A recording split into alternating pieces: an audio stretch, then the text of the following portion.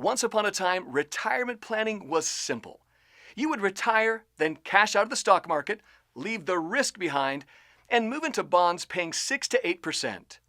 Those days are long gone. If you live in Gilbert and are retiring soon, you know this dilemma only too well. Today, you're lucky to get 2% on a quality bond. The solution? Do what smart, logical retirees are doing. They're making the move for their IRA rollover to the next generation of principal-protected, low-cost, high-income annuities through IQ Wealth Management in Scottsdale. Best-selling author, leading financial advisor, and the host of Mastering Money on Money Radio, Steve Jur-itch, is the trusted advisor that you are looking for.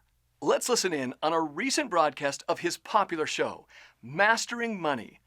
At any point throughout, you can visit our website by clicking the little circle with the eye in the top right corner.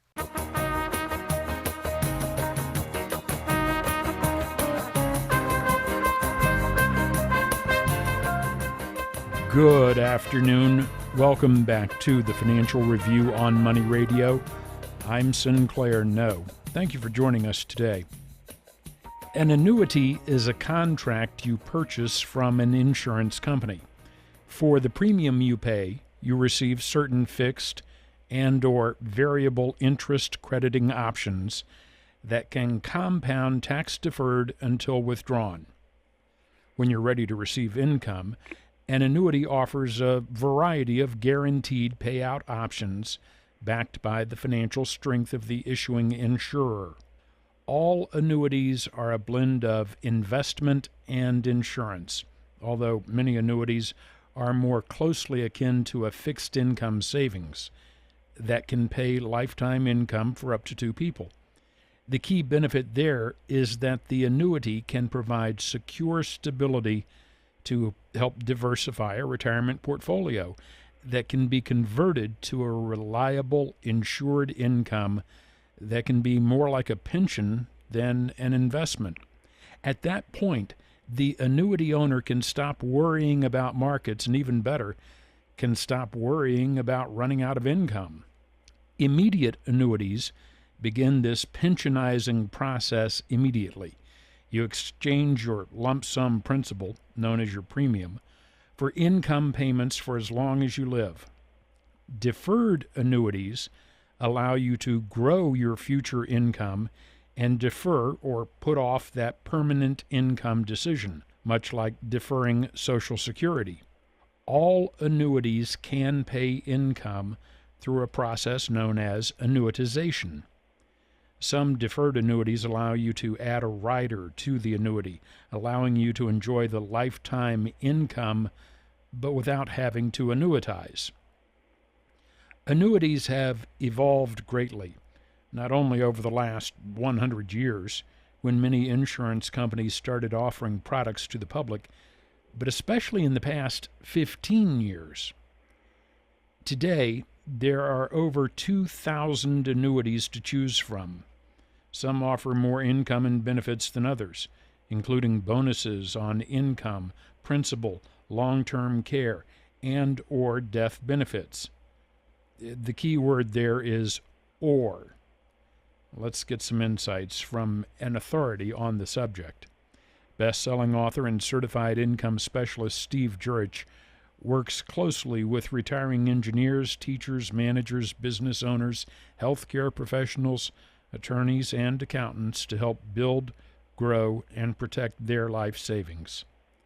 Steve has trademarked a retirement strategy known as the IQ Wealth Safer Buckets Retirement System, designed to achieve more income with less risk using fewer dollars, thereby leaving more assets available for long-term equity growth. Steve is a fiduciary and heads IQ Wealth Advisory LLC in Scottsdale, a registered investment advisor.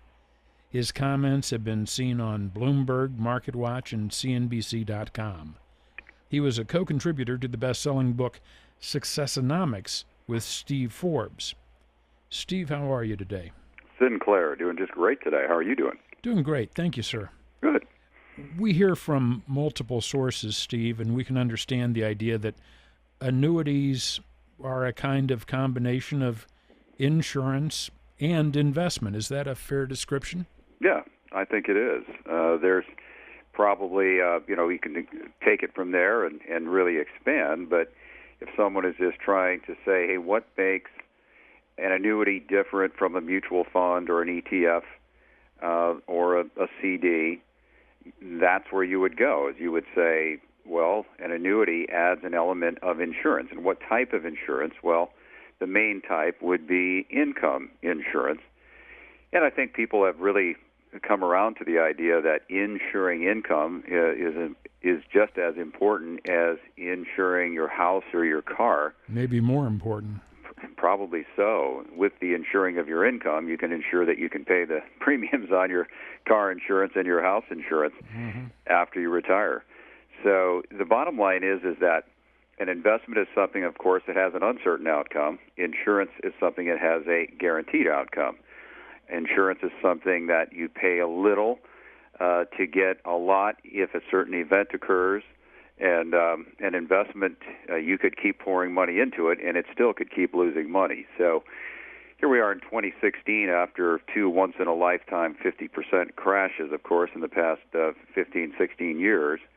And people are just saying to themselves, I don't want to go there again. I want to make sure that I can stop worrying about the stock market so much, start enjoying my life. And that's where they look to the idea of having a pension, having Social Security, and then trying to make an income work out of their investments. But when they say to themselves, I just don't know if I can get all of the income I'll always need from these investments, especially if we have another one of these big bear markets, that's where they say, look, it's not that I woke up this morning wondering, hey, where can I find an annuity? But they start saying, where else can I go? Real estate, that's an idea, but once or twice a month, clients will come in, and they'll have some of the big name REITs out there that are illiquid, down 30 or 40%, and they can't get a dime out of it. And then if you like real estate, more power to you. If you are a landlord type, again, more power to you. But I've got landlords who come in and say, look, I can't keep it all in real estate, and the day is going to come when I don't want to replace toilets anymore, and I just want to sit back and relax and enjoy some income. So, yes, I totally go along with that idea that the way to think of an annuity is that it is a combination investment and insurance, and then, of course, there are different types of ways of getting the investment aspect of it. Some annuities are more akin to savings vehicles, and those would be just fixed annuities. But even fixed index annuities are savings vehicles. They're not investment vehicles in that sense. Lump sum principal still grows on the basis of interest. It's just that the interest rate is determined by getting a share of the upward movement of a stock market index. If market goes up 14% and they credit you with 6%, there's your interest for that year. If it falls next year, you could have zero interest. And that's what it's all about, is achieving a savings, a good solid savings rate perhaps with some of the annuities. Variable annuities definitely meet that criteria of being an uncertain investment. Could go well, and then it might not. But one of the issues, of course, with variables is the fees of 3 to 4% a year. Quite a wagon to push up the hill. All right, Steve, you mentioned a couple of things there. You talked about some different types of annuities, and we know that really there are only 4 categories of annuities. We've talked about that. Right. Yet we've also heard all these different terms, new generation, hybrid, next gen, and that's just a few. Right. So explain, what is the deal with all these nicknames? What do consumers really need to know? Well, they need to know what you said originally, that there are only 4 categories of annuities. So if you want a clear mind, if you're looking at annuities and you want to compare with a clear mind, and then when you go on the Internet, you want to understand what you're hearing with a clear mind. Sometimes if you hear that an annuity locks up your money, we hear this. What are they talking about?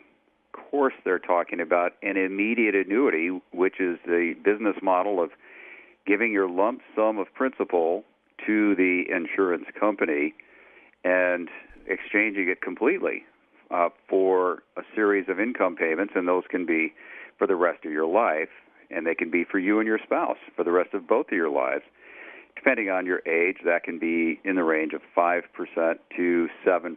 If you're in your 80s, that can be 9 or 10% of income coming your way. But it's not a return on an investment. It's an income. It's then income insurance is what you're buying pretty much with an immediate annuity. The deferred annuities, and it used to be thought that deferred meant tax deferred. That's not true. It just means that you're putting off the idea of annuitizing legally. That's what it's referring to. So deferred annuities do not lock up your money. You can put all your money into any deferred annuity today, and if you want to pull your money out 30 days from now or 60 days or a year from now, you can do it, subject to what? Typically a surrender charge. And people say, well, why do there have to be surrender charges? Well, if you just want 100% liquidity, and that's the most important thing going, and you don't care about a lifetime income, and you don't want the most competitive lifetime income or more dynamic methods of growing principal, then all you need is a money market. But if you're going to get into something with better guarantees and higher income potential and better benefits from a stronger company, well, you are pooling your capital with a lot of other smart people like yourself who also want the guarantees and protection. And once that goes into an income pool, the highly paid PhD mathematicians known as actuaries need to do their calculations based on that pool of capital being stable. And gee, what do you know? They found that people tend to yank out all their money less when there are surrender charges. So bottom line is yes, there will be surrender charges, but your money's not locked up. If you have a 10% surrender charge after a year, which no one that I can think of would do that because you wouldn't set your portfolio up that way. You would have, we do a 4-bucket portfolio where you have cash, you have income, you have growth, and you have your outcomes. So there'd be no need to cash out. But if you did, you'd have, let's say, a 10% surrender charge. Has anybody ever lost 10% on a mutual fund? On a mutual fund? Yeah. Oh, yeah, sure.